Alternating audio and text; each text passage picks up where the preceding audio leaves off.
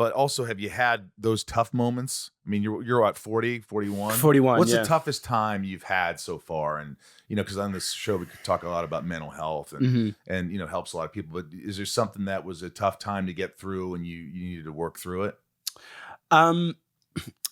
I was very go throughout my 20s and kind of into my 30s as well. And like always looking forward, always keep moving.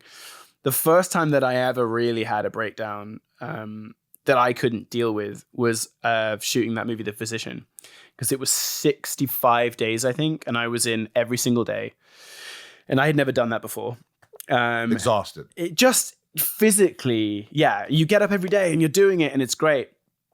But about halfway through that movie, I fell apart and had a bit of a breakdown. I was in a previous relationship, and that was also very taxing on me. I was in a kind of a carer role in that relationship.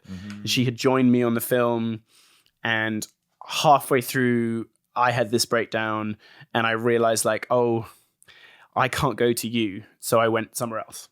And then that movie, that movie signaled the end of that relationship, kind of thing, which, I kind of committed Harry Carey on that. I was like, okay, I need to get out of this in a very destructive way.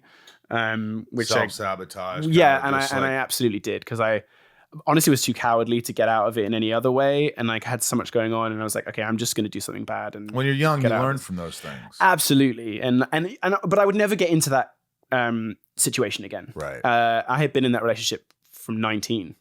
For a long time through my growth into an adult. And actually, I would argue that I didn't really grow into an adult until that relationship ended.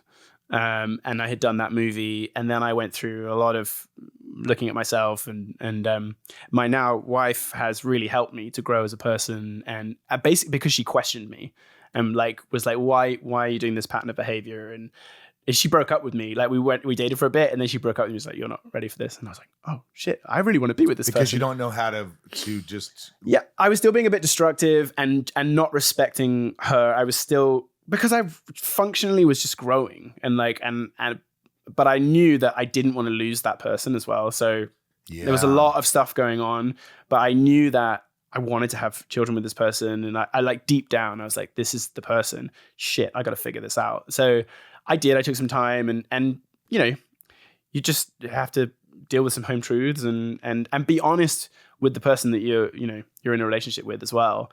And if you're lucky, that person is capable of helping you through that. Not that you should rely on the other person and just put out all of your stuff. Knowing you can count on them. Yes. That's important. Knowing you can count on them, and knowing that they have your best interests. Yeah. And that they're not using you as a crutch or vice versa. Yeah. You know what sucks is like sometimes it takes hitting rock bottom before we make a change. Yeah. And you don't want to get to rock bottom to make the change, because rock bottom could mean devastation in many different ways. And whether you completely lose someone, or you're responsible for someone, or your behavior is it's the toughest. But if you could somehow, that's why I always say, get into therapy, talk to somebody, work on yourself. Because you don't want to get there. You don't want to go, no, I'm fine, until you're so not fine that you're really in a bad place, that it's going to take a lot more effort to get out of it.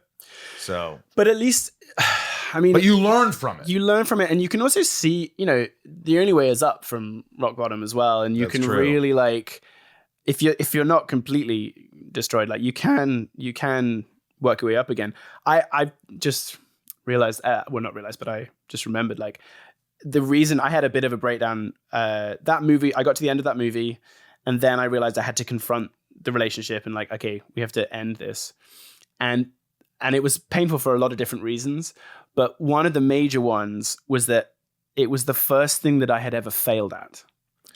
Wow. Yes. I had never, because there were issues in the relationship and there were issues with the person, and I was waiting for the person to get better. And I was like, I can help this person.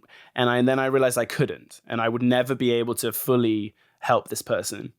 And so I had to exit the relationship, and it was the first thing that I couldn't get through. And I had failed. I was like, and I've never felt like that before, because I'm always like, I'm doing this, and my career was on the up and everything was working, and this is, this will be fine.